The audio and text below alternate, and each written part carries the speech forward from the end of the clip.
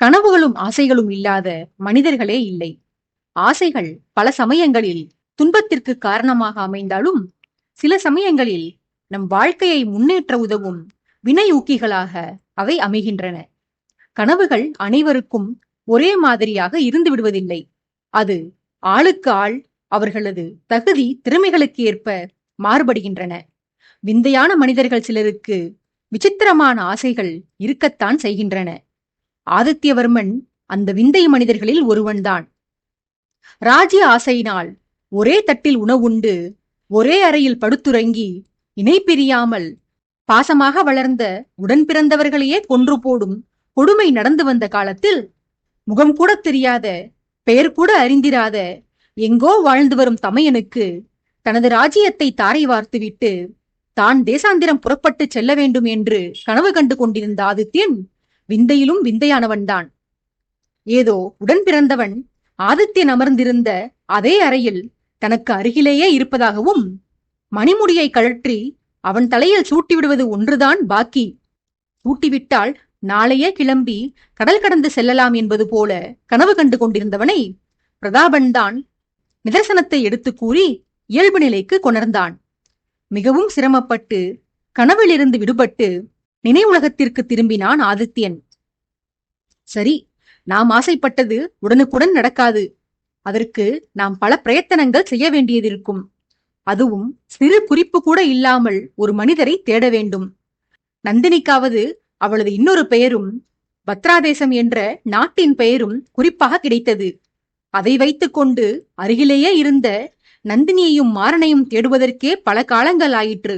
இதில் ஊர் பெயர் தெரியாத ஒருவனை எங்கு சென்று தேடுவது? அதுவும் மறைத்து வைத்திருப்பது சாதாரண ஆள் கிடையாது. வைத்திருப்பவர் அன்னை நீலாதேவி. நமக்கு அறிவூட்டியவரே அவர்தான். அவரது அறிவுடன் போராடி தமையனை தேடி கண்டுபிடிக்க வேண்டுமெனில் அதற்கு சாத்தியமே இல்லை. அவரை பற்றி நாம் அறிந்தவரையில் நம் தந்தையின் மரணமே சந்தேகத்திற்கு உரியதுதான். அத்தனை எளிதில் நம் தந்தையை அவர் மரணித்திருக்க விட்டிருக்க மாட்டார் என்று கேள்வியுற்றிருந்தோம். அதே போல முன்னரே அவர் பலமுறை நமக்கு அருகில் வந்து போயிருக்க வேண்டும். நீலா அன்னை இத்தனை காலமும் தன் பேரனை காணாமல் இருந்திருக்க வாய்ப்பில்லை என்றும் கூற கேட்டோம். அன்னை நம்மிடம் கண்ணாமூச்சி ஆடி வருகிறார். அவர் வந்து போவதையே நம்மால் கண்டுபிடிக்க முடியவில்லை. இதில் அவர் ஒளித்து வைத்து வளர்த்து வருபவனை எங்கனம் தேடி கண்டுபிடிப்பது? மறைவிடத்திலிருந்து அன்னை தானாக வெளிவந்து தமையன் பற்றிய தகவலை சொன்னால்தான் உண்டு. இல்லையேல் கடலில் போட்ட பெருங்காயத்தை தேடி கண்டுபிடிப்பது போலதான் நமது தேடல் அமையும் என்று மனதிற்குள்ளேயே பேச்சுவார்த்தை நிகழ்த்தி வந்தவன் பின்பு பார்வையை திறந்திருந்த சாளரத்தின் வெளியே செலுத்தி தூரத்தில் காற்றில் அசைந்தாடிய மரம் ஒன்றில் அப்பார்வையை குத்திட்டு நிறுத்தி, அம்மா, இன்னும் எத்தனை காலம்தான் நான் உங்களை காணாமல் இருக்க வேண்டும்? எப்போதுதான் எனக்கு உங்களது தரிசனம் கிடைக்கும்? விரைவில் என்னை காண வாருங்கள் அம்மா. உங்களுக்கு பேத்தி பிறக்கவிருக்கிறாள். அவள் அழகிலும் அறிவிலும் தங்களைப் போலவே இருக்க வேண்டும் என்று நான் விரும்புகிறேன். எனக்கு பிறக்கவிருக்கும் மகளை தாங்கள்தான் முதலில் ஏந்த வேண்டும் அம்மா. இது என் ஆசை. தங்களுக்கு உண்மையிலேயே உங்கள் மகன் மீது பாசம் இருந்தால் உங்களது மறைந்து விளையாடும் விளையாட்டை முடித்துக்கொண்டு விரைவில் என்னிடம் வாருங்கள் அம்மா. வரும்போது நீங்கள் மறைத்து வைத்திருக்கும் ரகசியங்கள் அனைத்தையும் உடனழைத்து வாருங்கள் என்று தன் பார்வையை பதித்திருந்த அந்த மரத்தை பார்த்தவாறே கேட்டுக்கொண்டான் ஆதித்யன். மரங்களை கண்டால் ஆதித்யனுக்கு நீலாவின் நினைவுதான் தோன்றும். கானகத்திற்கு தன்னை அழைத்துச் சென்று வேட்டையாடச் சொல்லிக் கொடுத்து தான் பயிற்சி எடுக்கும் சமயத்தில் ஒய்யாரமாக மரத்தின் மீது சாய்ந்து நின்றபடி தன்னையே கவனித்து வரும் நீலாதேவியின் உருவம் பல காலமாக ஆதித்யனது நினைவில் இருந்து வந்திருந்தது. இங்கே ஆதித்யன் தன் அன்னையிடம் மனதினோடே பேசிக் கொண்டிருக்க, அங்கே தூரத்தில் அன்னை நீலாதேவி காசியில் இருந்து கிளம்பி தெற்கு நோக்கி வந்து கொண்டிருந்த பாதையில் இரவை கழிப்பதற்காக ஏதோ ஒரு பிரதேசத்தில் நடுநிசி கடந்து விட்டதாகையால் தங்கியிருந்த இடத்தில் நன்கு அயர்ந்து உறங்கிக் கொண்டிருந்தவருக்கு யாரோ தன்னை அழைப்பதாக ஒரு உணர்வு தோன்ற, உறக்கத்திலேயே அவரது செய்கைகளில் ஏதோ சலனம் தென்பட்டது. வருகிறேன், விரைந்து வருகிறேன் என தூக்கத்தில் முணுமுணுத்து வந்தவர் தன்னை அழைக்கும் இன்னொரு குரலும் கேட்க, அந்த குரலும் மிக அருகிலேயே கேட்க திடுக்கிட்டு கண்விழித்தார் நீலாதேவி. அழைத்தவரை பார்த்து, அமரா, நீயா? நீ எப்போது வந்தாய் அண்ணா? வசுமித்ராவில் அனைவரும் நலம்தானே? அங்கு யாருக்கும் எந்த பிரச்சனையும் இல்லையே. திடீரென நீயும் சுசீலையும் கிளம்பி இத்தனை தூரம் வந்து உறங்கிக் கொண்டிருந்த என்னை எழுப்பும் அளவிற்கு என்ன அவசரம் நேர்ந்து விட்டது இப்போது என பதற்றமாக கேட்டாள். வருணனின் தந்தை அமரனோ தன் எஜமானியிடம் பணிவும் பக்தியுமாக, அனைவரும் நலம்தான் அம்மா. சொல்வதற்கு நிறைய விவரங்கள் உள்ளன. ஆனால் அவற்றையெல்லாம் விடிந்த பின்பாக தெரியப்படுத்துகிறேன். இப்போது நான் தங்களை எழுப்பியது உறக்கத்தில் தாங்கள் எதையெதையோ பிதற்றினீர்கள். அருகில் அயர்ந்து உறங்கிக் கொண்டிருக்கும் பிரபு கண்விழித்து விடுவாரோ என்ற பதைப்பதைப்பில்தான் உங்களை எழுப்பினேன். ஏதேனும் கெட்ட கனவா தாயே? ஏன் இந்த படபடப்பு தங்களுக்கு என்று பாந்தமாக விசாரித்தார். நீலாவோ, வா அமரா, சத்திரத்திற்கு வெளியே சென்று பேசுவோம். இங்கே உன் பிரபுவுடன் சேர்த்து பலரும் உறங்குகிறார்கள். நமது பேச்சு அவர்களுக்கு தொந்தரவாக இருக்கக்கூடும். மூவரும் வெளியே செல்வோம் என கூறி அமரனையும் அவரது மனைவியையும் அழைத்துக் கொண்டு வெளியே சென்று திண்ணையில் அமர்ந்தவர், கனவு கண்டது என்னவோ உண்மைதான் அமரா. ஆனால் கெட்ட கனவு இல்லை, மிகவும் அற்புதமான கனவு. என் மகன் என்னை அழைக்கிறான். என் வம்சம் விருத்தியாகப் போகிறதாமே. அவனுக்கு வாரிசு பிறக்கப் போவதாக சொல்லி என்னை அழைத்திருக்கிறான் அமரா. ஆதவன் பிறக்கும் போதுதான் என்னால் அவனுக்கு அருகில் இருக்க முடியவில்லை. என் பேத்தி பிறக்கும் தருணத்தில் நான் அவசியம் ஆதித்யனுடன் இருந்தே தீர வேண்டும். ஆதித்யனுக்கு பெண் பிள்ளை என்றால் உயிர். அவன் தன் மகளை முதலில் கண்டு ரசிக்கும் அழகை என் கண்களால் கொள்ளையடிக்க வேண்டும். அவன் தன் மகளை ஆசையுடன் அள்ளிக் கொஞ்சும் காட்சியை நான் கண்ணார காண வேண்டும். என் தாய்மாமா காளிங்கன் ஆருடம் பார்த்ததில் ஆதித்யன் பிரிந்திருந்த தன் சொந்த பந்தங்களை எல்லாம் அடையப் போகும் நாள் கூடிவிட்டது என்று தெரிவித்தார். அவனுக்கு இனி அனுதினமும் ஆனந்த அதிர்ச்சிதான் என உணர்ச்சி களிப்பில் சொல்லி வந்தார் நீலாதேவி. அமரன் உற்சாகத்துடன், தேவி, தாங்கள் கூறுவது உண்மையா? எனில் சகோதரர்கள் இணையப் போகும் காலம் நெருங்கிவிட்டதா? சகோதரர்கள் இருவரும் ஒருவரையொருவர் கண்டு தங்களுக்குள் அன்பை பரிமாறிக்கொள்ளும் காட்சியை காண வேண்டும் என்றுதான் நான் தவம் கிடக்கிறேன் தேவி. நான் ஆசையாக ஒன்றை எதிர்பார்த்திருக்க கனவிலும் கருதாத விஷயமாக வேறொன்று நடந்துவிட்டது. யாரை அரசரின் மீது பக்தி செலுத்தி வர வேண்டும், அரசருக்கு விசுவாசமாக இருக்க வேண்டும் என்று நொடிக்கு ஒரு முறை உபதேசித்து வந்தேனோ, அந்த வருணன் இன்று அரசருக்கு எதிராக நிற்கிறான் தாயே என ஆரம்பித்து வருணனுக்கும் ஆதித்யனுக்கும் இடையேயான பிரச்சனையை விவரித்து முடித்தார் அமரேந்திரன். அமரனின் பேச்சுக்கு செவிமடுத்து வந்த நீலாதேவி அவர் பேசி முடித்தவுடன் கடும் கோபம் கொண்டு, இதை இப்படியே விட்டு வைக்க கூடாது அமரா. ஆதித்யனுக்கு பகைவர்களே இருக்கக்கூடாது. அவன் நாட்டை நல்வழிப்படுத்த பிறந்தவன்.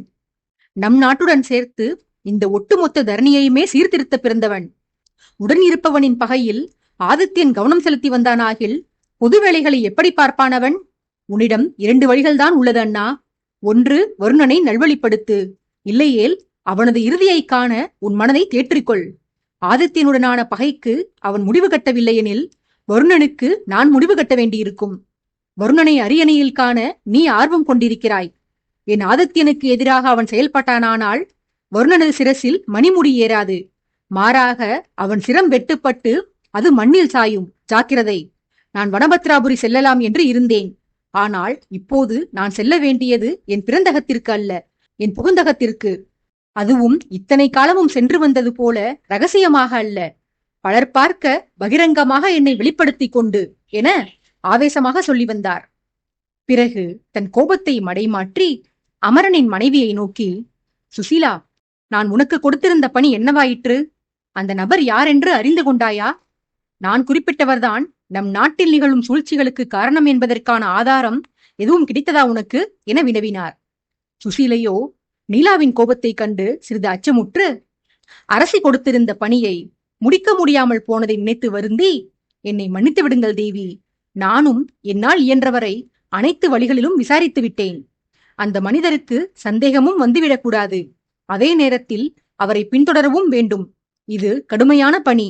ஏனெனில் அவரது மதிநுட்பம் மிகவும் அபாரம். அத்துடன் உயர்ந்த பதவியிலும் இருப்பவர் அவர். தன்னை மிகவும் நல்லவர் போல காட்டிக்கொண்டு அனைவரிடமும் பாந்தமாகவும் பாசமாகவும் பழகி எல்லோருடைய அபிமானத்தையும் பெற்று உத்தமமானவர் போல வலம் வந்து கொண்டிருக்கிறார். போதாக்குறைக்கு நம் ராஜ்யத்தின் ரகசியங்களையும் முன்னாள் சக்கரவர்த்தி சோமவர்மரை பற்றியும் முழுவதுமாக அறிந்து வைத்திருக்கிறார். அப்பாவி போலவும் சூதென்றால் யாதென்றே அறியாதவர் போலவும் நாடகமாடி வருகிறார். அரசர் ஆதித்யரின் அன்புக்கு பாத்திரமானவராக விளங்கும் அவருக்கு எதிராக ஆதாரம் திரட்ட வேண்டுமானால் அது அத்தனை எளிதான விஷயமாக இல்லை தேவி. கோட்டைக்குள் வைசாலி மூலமாக நிகழ்ந்த தாக்குதலில் சிறு கீறல் கூட படவில்லை அவரது உடலில். எனில் அந்த நபருக்கும் வைசாலியின் தாக்குதலுக்கும் கூட ஏதோ சம்பந்தம் உள்ளதென்றே தோன்றுகிறது. திட்டமிட்டு திறமையாக காய் நகர்த்தி வருகிறார் அவர். அவரது கண்கள் மட்டுமே அவரை கயவர் என்கிறது. மாறாக அவரது செயல்பாடுகளோ அவரை புனிதராக காட்டுகிறது. பிரபு ஆதித்யருக்கு மனதை படிக்கும் திறன் உள்ளது. இருந்தும் இத்தனை காலம் பிரபுவிடமிருந்து தப்பி வந்திருக்கிறார் எனில் சூது செய்வதிலும் கபட நாடகம் ஆடுவதிலும் அவர் கெட்டிக்காரராகவே இருத்தல் வேண்டும். எங்களுக்கு சிறிது அவகாசம் கொடுங்கள் தேவி. தங்களது கட்டளையை நான் விரைவில் நிறைவேற்றி விடுகிறேன் என பயமும் பணிவும் கலந்து மன்றாடினார் சுசீலை. சுசீலையின் விளக்கங்களை கேட்டு வந்த நீலாதேவி மனதிற்குள் எதையோ ஆலோசித்து, இல்லை சுசீலா, அந்த கபடதாரியை பற்றி நீ உரைத்தது யாவும் உண்மையாக இருந்தாலும் அவரை பொறுமையாக பின்தொடர நம்மிடம் அவகாசம் இல்லை. சதிகாரர்கள் எல்லாம் ஆதித்யனை சுற்றி வளைத்து விட்டனர். நீங்கள் இருவரும் கூறுவதை பார்த்தால் வருணனையும் அவர்கள் தங்கள் கைக்குள் போட்டுக் கொண்டனர். என் மகனை வீழ்த்துவதற்கான சரியான சந்தர்ப்பத்தை எதிர்நோக்கி அவர்கள் காத்துக் கொண்டிருக்கின்றனர். ஏற்கனவே ஒருமுறை என் புதல்வன் அவர்களிடம் இருந்து தப்பிவிட்டான். ஆகையால் அடுத்த அடி பலமானதாகவே இருக்கும்.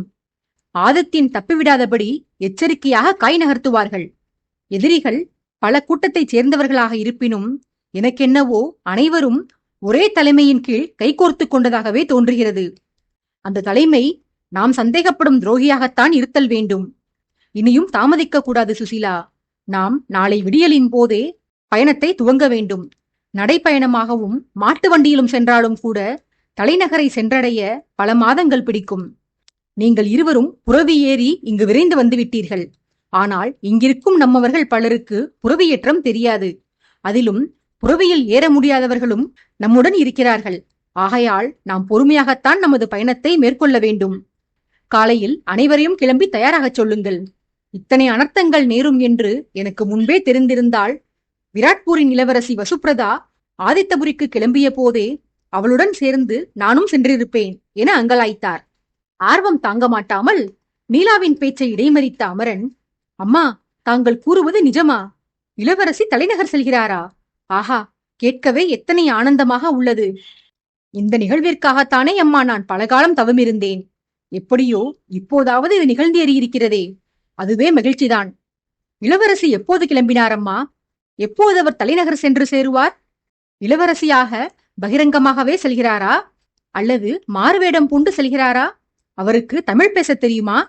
நம் பிரபுவை பற்றி அவருக்கு தெரியுமா என நீலாதேவியை பதில் கூற விடாமல் கேள்விகளை தொடர்ந்து அடுக்கிக் கொண்டே போனார்.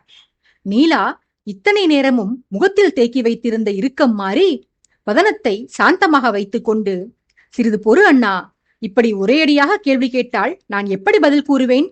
வசுப்ரதா விராட்பூரிலிருந்து கிளம்பி சென்று பல மாதங்கள் கடந்துவிட்டன. அவள் நன்கு தமிழ் பேசுவாள். அவளது உச்சரிப்பு சிறிது வித்தியாசமாக இருந்தாலும் வார்த்தைகள் இலக்கண சுத்தமாகவே இருக்கும். என்னிடம் தமிழ் பயின்று அவள் கிளம்பிச் செல்லத்தான் இத்தனை காலம் பிடித்தது. உன் பிரபுவுக்கு அவளை கண்டவுடன் பிடித்து போக வேண்டாமா? இருவரும் வேறு வேறு பாஷைகள் பேசி எவ்வாறு தங்களது கருத்தையும் காதலையும் பகிர்ந்து கொள்வார்கள்? முதல் கோணல் முற்றிலும் கோணல்.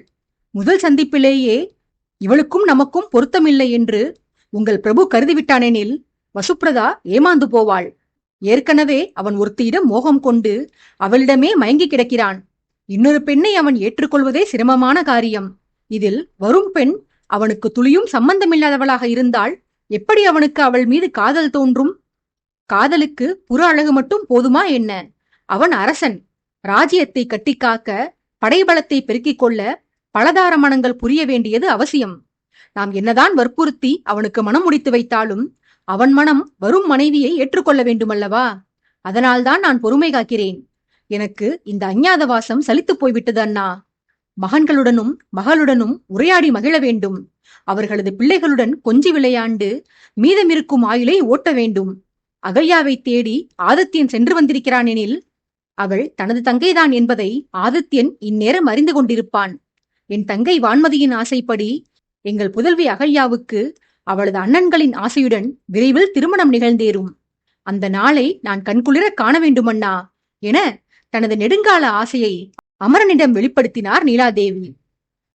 தங்கைக்கு நிகராக தான் வளர்த்தெடுத்த நீலாவிற்குள் பொங்கிப் பெருகி வந்த ஆசையை ரசித்து வந்த அமரன் நீலாவிற்கு நிம்மதியூட்டும் விதமாக, உங்கள் ஆசைகள் ஒவ்வொன்றும் தப்பாமல் நிறைவேறும் நேரம் நெருங்கிவிட்டதம்மா. பல காலமாகவே பிரபு ஆதித்யர் எங்களுக்கு அவர் மீது இருக்கும் மன வருத்தத்திற்கான காரணத்தை பற்றி வினவியபடியேதான் இருப்பார். எங்கள் எஜமானியான தங்களை இனம் கண்டு தங்களை தேடி வந்து அழைத்துச் சென்று தங்களுக்குரிய ஸ்தானத்தையும் அந்தஸ்தையும் அவர் வழங்காததுதான் அந்த வருத்தத்திற்கான காரணம் என அவர் விரைவில் உணர்ந்து கொள்ள வேண்டும் தாயே. உங்களது கட்டளையால் நாங்கள் பிரபுவிடம் எந்த உண்மையையும் வெளிப்படுத்தவில்லை. எங்களிடம் இருந்து உண்மையை வரவழைப்பதற்காக பிரபு பல வழிகளில் முயன்று பார்த்து விட்டார். தங்களை சந்திக்க வேண்டும் என்பதற்காக நாங்கள் தலைநகர் மாளிகையை காலி செய்துவிட்டு கிளம்பலாம் என்ற எண்ணத்தில் கிளம்புவதற்காக பிரபுவிடம் அனுமதி கேட்டு சென்றோம். அவர் சிறிதும் மறுக்காமல் உடனடியாக அனுமதி வழங்கிவிட்டார். அப்போதே எனக்கு சிறிது ஐயம் தோன்றியது. ஆகையால் எனது பயணத்தில் நான் ஜாக்கிரதையாகத்தான் இருந்து வந்தேன். நானே உங்களை காட்டிக் கொடுத்து விடக்கூடாதென்று. நான் எதிர்பார்த்தது போலவே பிரபு எங்களை வேவு பார்க்க ஒற்றர்கள் சிலரை எங்களுக்கு பின்னால் அனுப்பியிருந்தார். அவர் அம்மனிதர்களை அனுப்பியிருந்த நோக்கம் வேறானதாக இருந்தாலும் இன்று நாங்கள் உயிருடன் இருப்பதற்கே அந்த ஒற்றர்கள்தான் காரணம் தேவி என்று இத்தனை நேரமும் மனதிற்குள் புதைத்து வைத்திருந்த மிரட்சியை பயம் நீங்காமல் வெளியிட்டார் அமரன். நீலாவும் பதறிப்போய், என்னவாயிற்று அண்ணா? உனக்கும் சுசீலைக்கும் அடி எதுவும் படவில்லையே? யாரால் உங்களுக்கு ஆபத்து நேர்ந்தது? நீங்கள் யாருக்கு என்ன துரோகம் செய்தீர்கள்? உங்களை பழித்திருக்க ஆட்கள் புறப்பட்டு வருவதற்கு என முன்பு அமரன் செய்தது போலவே நீலாவும் தன் பங்குக்கு கேள்வி தொடுத்துச் சென்றார். அமரன் முன்பிருந்த மிரட்சி நீங்கி முகத்தில் புன்முறுவல் மலர, எங்களுக்கு எந்த ஆபத்தும் நேரவில்லை தாயே. நாங்கள் பரிபூர்ண நலத்துடன் தான் உள்ளோம். தலைநகரிலிருந்து மாட்டு வண்டியில் கிளம்பி வந்த எங்களுக்கு யாரோ சிலர் எங்களை பின்தொடர்வதாக உள்ளுணர்வு தோன்றிற்று. அரசரின் ஆட்கள் பின்தொடர்வார்கள் என்று நாங்கள் எதிர்பார்த்தே இருந்தாலும் எங்களுக்குள் ஏனோ ஒருவித பயம் இருந்தே வந்தது. நாங்கள் அவர்களை ஏமாற்றுவதற்காக வேண்டுமென்றே பயணத்தை மிகவும் தாமதப்படுத்தினோம். எவ்வளவு மெதுவாக வண்டி செலுத்த முடியுமோ ஆமையைப் போல அவ்வளவு மெதுவாக ஊர்ந்து வந்தோம். வருபவர்களை குழப்புவதற்காகவென்றே பாதையை மாற்றி மாற்றி சென்றோம். ஒரே இடத்திற்கே மறுபடியும் மறுபடியும் வந்து சேர்ந்து கொண்டிருந்தோம். எங்களை பின்தொடர்ந்து வந்தவர்களுக்கு எங்களின் இச்செய்கை எரிச்சலூட்டி இருக்க வேண்டும். ஒரு கட்டத்தில் பொறுமை இழந்த அவர்கள் எங்களை வழிமறித்து எங்களை மாட்டு வண்டியில் இருந்து இழுத்து தரையில் மண்டியிடச் செய்து எங்கள் கழுத்தில் கத்தி வைத்து செல்லும் இடத்தை கூறாவிடில் கொன்று போட்டு விடுவதாக மிரட்டினர்.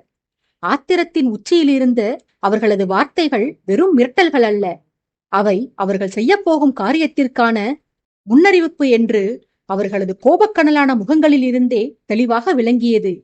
நாங்கள் உங்களைத்தான் சந்திக்க வருகிறோம் என்று உணர்ந்து கொண்ட அவர்கள் நாங்கள் கூறும் வார்த்தைகளை நம்பப் போவதில்லை. எப்படியும் அவர்கள் எங்களை பின்தொடர்ந்து வரத்தான் செய்வார்கள். வந்து நாங்கள் குறிப்பிட்ட அந்த இடத்தில் தாங்கள் இல்லை என தெரிய வந்தால் எங்களை கொன்று போடுவார்கள். ஒருவேளை தங்களிடம் அவர்களை அழைத்து கொண்டு வந்து சேர்ப்பித்தால் இங்கு அவர்களால் என்ன விபரீதம் நேரும் என்றே தெரியாது. ஆகையால் உயிர் பிரிந்தாலும் உண்மையை கசிவிட்டுவிடக்கூடாது என்று உறுதியாக இருந்தோம். அவர்களது முகங்களில் தெரிந்த ஆவேசத்தை கண்ட பொழுதில் அவர்கள் நிச்சயம் பிரபு அனுப்பிய ஆட்களாக இருத்தல் முடியாது, எதிரிகளின் ஆட்களாகத்தான் இருக்க வேண்டும் என்று சந்தேகித்தோம். ஏனெனில் பிரபு ஒருபோதும் எங்களை மரியாதை குறைவாக நடத்த மாட்டார். அவர் முன்பு நான் மண்டியிடுவதையே விரும்பாதவர். இப்படி யாரோ சிலரின் முன்பு மண்டியிடச் செய்து நாங்கள் மானவிளக்க எண்ண மாட்டார். எதிரிகளிடம் சிக்கிக் கொண்டாயிற்று. விதி முடியப் போகிறது. அவஸ்தைப்படாமல் மரணம் சிரமமின்றி நேர வேண்டும் என்று நம்மை காத்து வரும் தெய்வம் வனபத்ரா காளியை மனதிற்குள் பிரார்த்தித்து கண்களை மூடியிருக்க வாட்கள் பல ஒன்றுடன் ஒன்று மோதும் சத்தம் கேட்டு நானும் சுஷீலாவும் கண்விழித்து பார்த்தோம். எங்கள் கண்ணெதிரே இரு பிரிவினருக்கு இடையே கடும் மோதல் நிகழ்ந்து வந்தது. எங்களை மிரட்டிய நபர்களுடன் இன்னொரு கூட்டத்தினர் ஆக்ரோஷமாக போரிட்டு அவர்களது உயிரை மாய்த்து வந்தனர். இறுதியாக எங்களுக்கு உதவ வந்தவர்களில் 2 பேர் மட்டுமே உயிருடன் இருந்தனர். காயம்பட்டிருந்த அவர்கள் அவர்களது குதிரைகளை எடுத்துக்கொண்டு எங்களை கிளம்பச் சொல்லி கூறினர். எங்கள் உயிரை காப்பாற்றிய அம்மனிதர்களை அப்படியே போட்டுவிட்டு வர மனமில்லாமல் நாங்கள் வந்த மாட்டு வண்டியில் அவர்களை தூக்கி கிடத்தி அருகில் இருந்த கிராமத்தில் சேர்ப்பித்துவிட்டு அவர்கள் சக்கரவர்த்தியுடைய வீரர்கள் என்பதை தெரியப்படுத்தி சிகிச்சை கொடுக்க வைத்து தலைநகருக்கு தகவல் அனுப்பிவிட்டு வந்தோம் தேவி. இருந்தும் அரசரின் ஆட்கள் வேறு சிலர் எங்களை பின்தொடர்ந்தனர். எங்களுக்கு சந்தேகம் வந்துவிடக்கூடாது என முன்பு நடந்த சண்டையில் கூட அவர்கள் கலந்து கொண்டிருக்கவில்லை. நாங்கள் அவர்களை ஏமாற்றுவதற்காக நேரடியாக தங்களிடம் வராமல் சுசீலையின் ஊருக்கு சென்று விட்டோம்.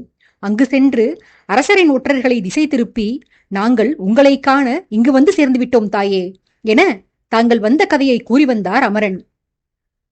அமரனின் கூற்றை கேட்டுவிட்டு, எனில் ஆதித்யன் நீங்கள் மறைத்து வரும் ரகசியமான என்னை கண்டறிவதற்காக ஆட்களை அனுப்பியிருக்க, அவனுக்கு மட்டும் இல்லாது நம் ஒட்டுமொத்த ராஜ்யத்திற்குமே எதிரியான அந்த பாவி என் மகனுடன் சேர்த்து அவன் சம்பந்தப்பட்ட அனைவரையும் தீர்த்து கட்ட திட்டம் தீட்டியிருக்கிறான். என் சக்கரவர்த்தி மறைத்து வைத்திருந்த நமது ஆட்களுக்கு மட்டுமே தெரியும் அந்த இன்னொரு புதல்வன் குறித்த ரகசியம் அந்த விரோதிக்கும் தெரிந்திருக்குமா அமரா? எனக்கென்னவோ அந்த விரோதி இந்நேரம் நமது ரகசியத்தை அறிந்திருப்பார் என்றே தோன்றுகிறது என்று நீலா பீதியுடன் சொல்ல, அதை கேட்ட அமரனும் சுசீலையும் தாங்களும் அதிர்ச்சிக்குள்ளாயினர். அங்கே அமரனும் சுசீலையும் தாங்கள் திரட்டிச் சென்ற தகவல்களை தங்களது எஜமானியிடம் சமர்ப்பித்துக் கொண்டிருக்க, இங்கே பார்க்கவ கோட்டையின் அவையிலோ ஆதித்யன் தனது தமையனுக்கு மணிமுடி சூட்டி தன் கடமைகளை எல்லாம் மூத்தவனுக்கு தாரை வார்த்துவிட்டு கடல் பிரயாணம் செய்ய மனதிற்குள் விதைத்த ஆசை விதையிலேயே காய்ந்து போனது. இப்போதைக்கு அந்த ஆசைகளிலிருந்து விடுபட்டு அடுத்த விஷயத்தை பற்றி சிந்திப்போம் என முடிவுக்கு வந்த ஆதித்யன் நந்தினியை நோக்கி, உன்னை காணும் போது மர்மமே பெண்ணுருவம் கொண்டு என் முன்பு நிற்பதைப் போல எனக்கு தோன்றுகிறது நந்தினி. என்னை பற்றி நானே அறிந்திராத பல விஷயங்களை நீ அறிந்து வைத்திருக்கிறாய். இத்தனையும் தெரிந்தும் நான் உன் நாட்டுக்கு வந்திருந்த போது என்னிடம் அணுவளவு கூட ரகசியங்களை கசிய விடவில்லை நீ. இப்போதாவது சொல் நந்தினி, எதற்காக என் அத்தையின் ஓவியத்தை அனுப்பி வைத்தாய்? என்னை உன் நாட்டுக்கு வரவழைக்க நீ செய்த சூழ்ச்சியாது. உன்னிடம் கள்ளத்தனம் இருந்தாலும் கபடத்தனம் இல்லை. அந்த கள்ளத்தனத்தையும் என் நலனுக்காகவும் என் இன்பத்திற்காகவும் மட்டுமே நீ புரிந்து வந்தாய். அரசியான உன்னை உன் நிலையிலிருந்து தாழ்த்தி பணிப்பெண்ணாக வேஷம் போட்டு என் மனதை கவர நினைத்தாய். எனில் என்னை மயக்கி உன்வசப்படுத்துவதற்காக அந்த ஓவியத்தை அனுப்பியிருக்க மாட்டாய் என்று நான் உறுதியாக நம்புகிறேன். ஓவியம் பற்றி சொல். அத்துடன் இன்னும் எனக்கு தெரியாமல் நீ மறைத்து வைத்த விஷயங்கள் அனைத்தையும் மொத்தமாகச் சொல் என்று ஆதித்யன் கேட்டுக்கொண்டான். நந்தினி நிம்மதி புன்னகை செய்து, இது போதும் பிரபு. என்னை பற்றி நீங்கள் தாழ்வான அபிப்பிராயம் கொள்ளவில்லை என்ற இந்த ஒரு நிம்மதியே போதும் எனக்கு. உண்மையை மறைப்பது ஏமாற்றுவதற்கு சமம்தான். ஆனால் நான் உங்களை ஏமாற்றி வந்ததில் துளி கூட சுயநலமில்லை பிரபு. ஓவியம் பற்றி சொல்வதற்கு முன்னால் ஷியாமள பிருந்தாவின் பேர்க்காரணம் பற்றியும் அதற்கு முந்தைய மற்ற நிகழ்வுகளை பற்றியும் கூறிவிடுகிறேன்.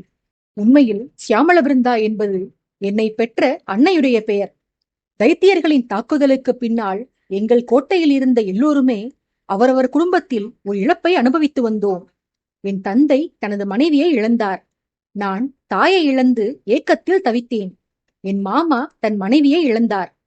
ஆனால் எங்களையெல்லாம் விட உங்கள் தந்தையின் வேதனைதான் கொடுமையின் உச்சகட்டம். கட்டிய மனைவியை இழந்து விஷத்தின் வீரியத்தால் பாதிப்பிற்கு உள்ளான உடன் பிறந்த தங்கையின் உயிரை காக்க போராடி வந்தார் அவர். கூடவே ஒரு பச்சிளம் குழந்தை வேறு. அனைவருமே அன்புக்குரியவர்களுக்கு நேர்ந்த கதியை எண்ணி அவஸ்தையுற்று வந்த நிலையில் உங்கள் தந்தை அவரது குடும்ப பெண்களை எண்ணி வேதனையில் துவண்டு போனார்.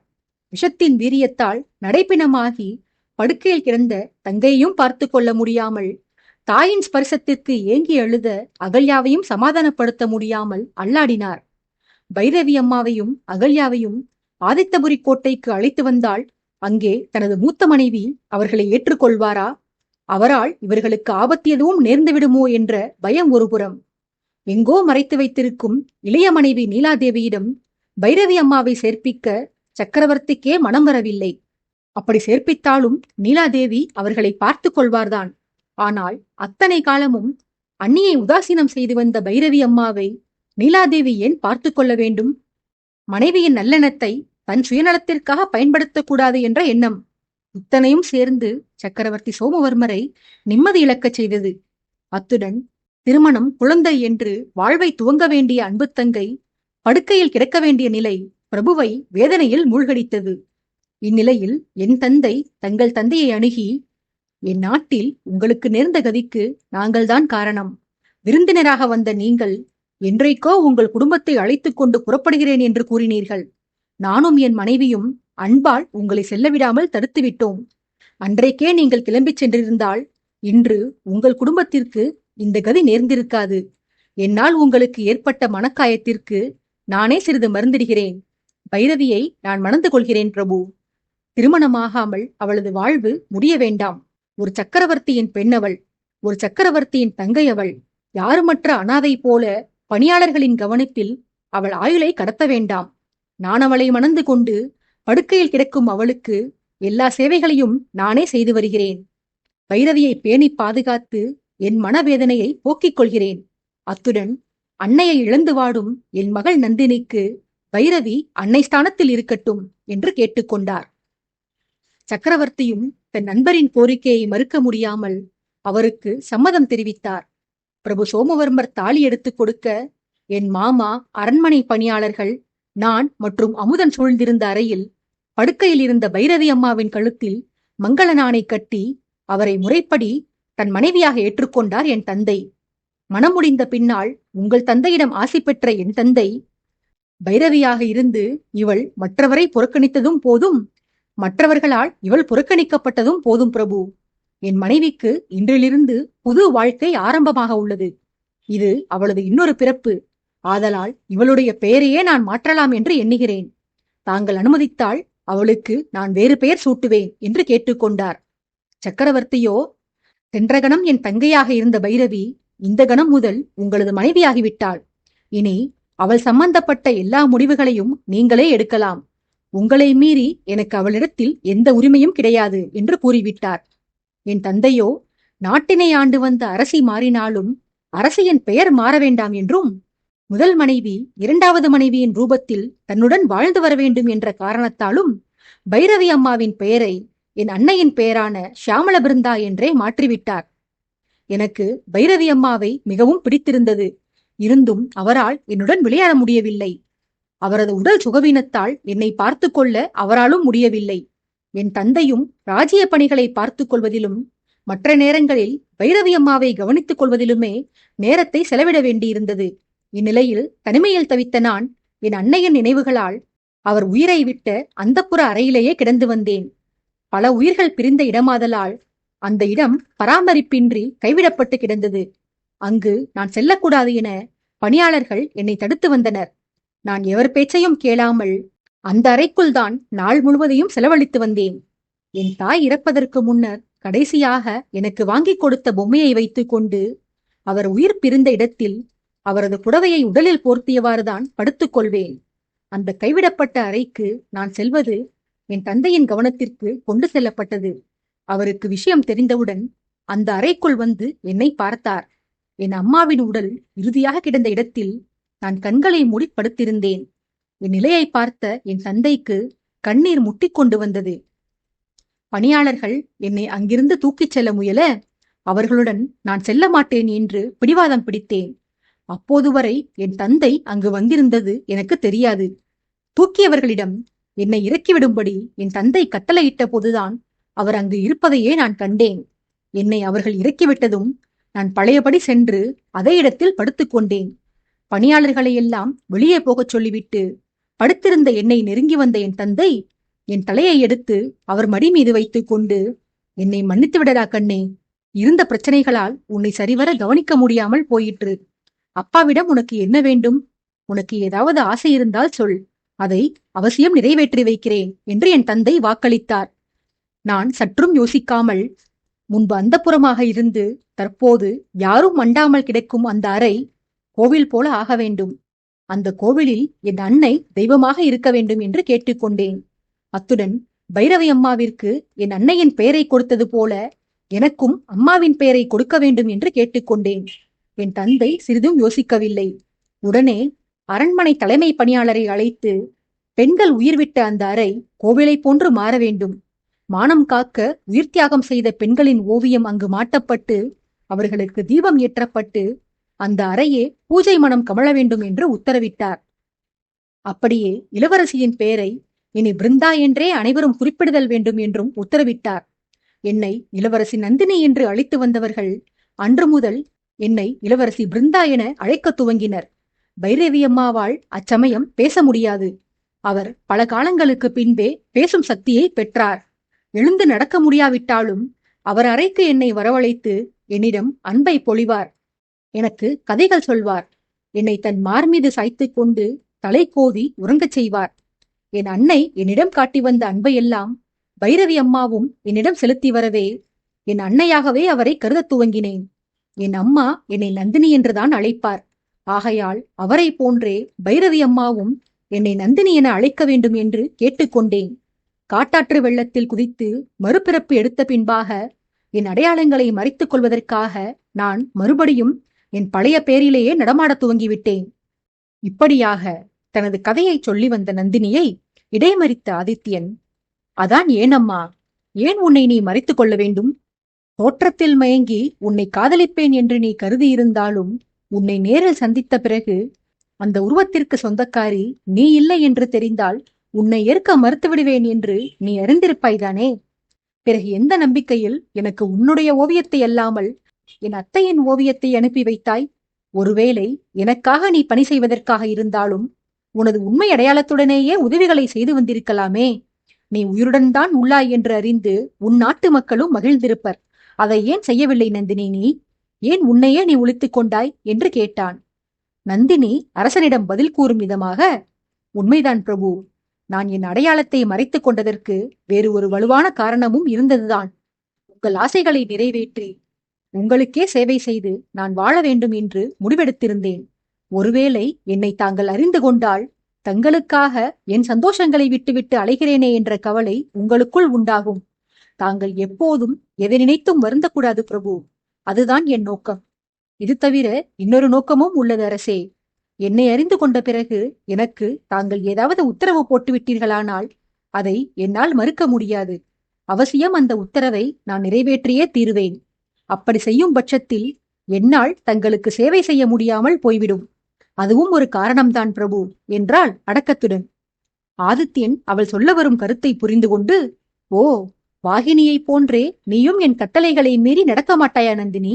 அப்படியென்றால் நல்லது. நீ அனைத்து கதைகளையும் கூறி முடி. முன்பே நான் கூறியது போல உனக்கு நான் ஒரு தண்டனை விதிக்கப் போகிறேன்.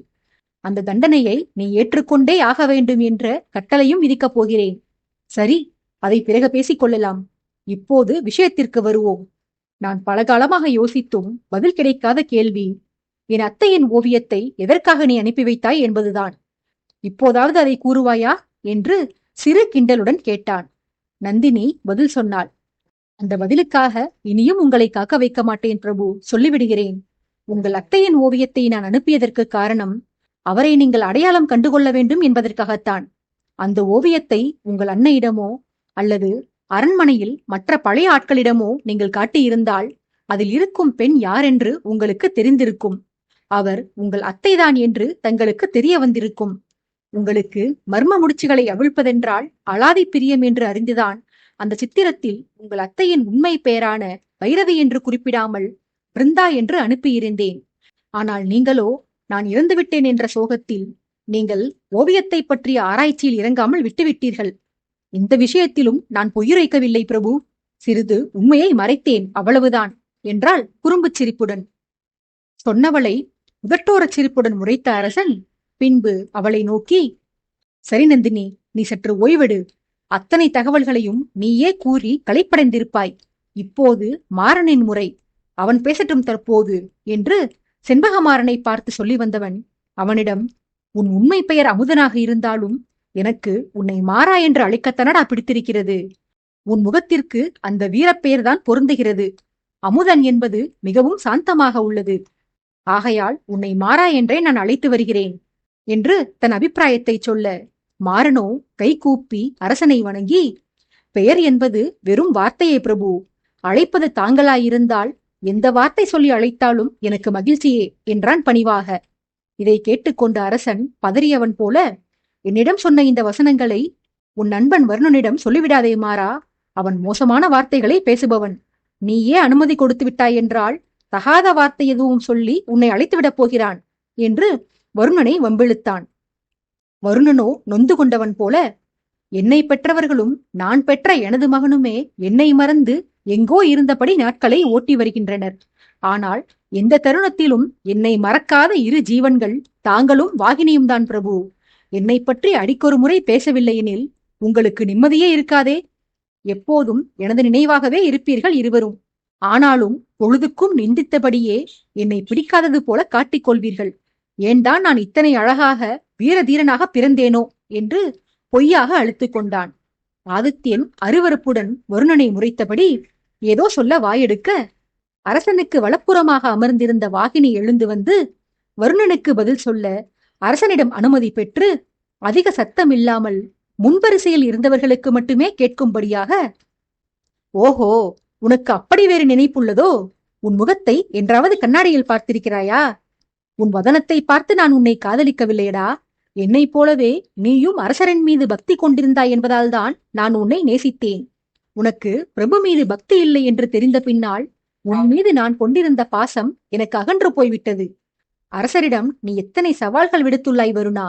இப்போது உன் முன்பு நான் ஒரு சபதம் செய்கிறேன். அழகான அரசரின் மீது அளவற்ற பக்தி கொண்ட ஒருவனை தேடிக் கண்டுபிடித்து அவனிடம் பழகுகிறேன். பொறாமை தீயில் நீ புழுங்கி தவிப்பாய். அதை என் கண்களால் பார்த்து நான் ரசிப்பேன் என்று சவால் விடுத்தாள். வாகினி வார்த்தையால் சொன்னதற்கே வருணன் கதிகலங்கி போனான். வேண்டாம் வாகினி, இந்த விஷப்பரீட்சை அப்படி எதுவும் செய்துவிடாதே என்று வாகினியிடம் கோபமான குரலில் விண்ணப்பித்த வருணன் பின்பு அரசனை நோக்கி, பிரபு, ஏன் என்னை சீண்டுகிறீர்கள்? நான் சிவனே என்று மூளையில் அமர்ந்தபடி அவையை வேடிக்கை பார்த்து வருகிறேன். வாகினியை தூண்டிவிட்டு என் வாழ்க்கையில் விளையாடுகிறீர்களே பிரபு. அவளை வேறு ஒருவனுடன் காண உனக்கு தைரியம் உள்ளதா என முன்பொரு முறை என்னிடம் கேட்டீர்கள். அதற்கு அப்போது நான் பதில் கூறவில்லை. இப்போது சொல்கிறேன் பிரபு. வாகினி இன்னொருவனை விரும்புவதை என்னால் கனவில் கூட எண்ணி பார்க்க முடியாது. அவள் எனக்குதான் சொந்தம். சபதத்தை அவளை திரும்ப பெறச் சொல்லுங்கள் பிரபு என பரிதாபமாக வேண்டினான். ஆதித்யனோ வருணனின் வார்த்தைகளை லட்சியம் செய்து கொள்ளவில்லை.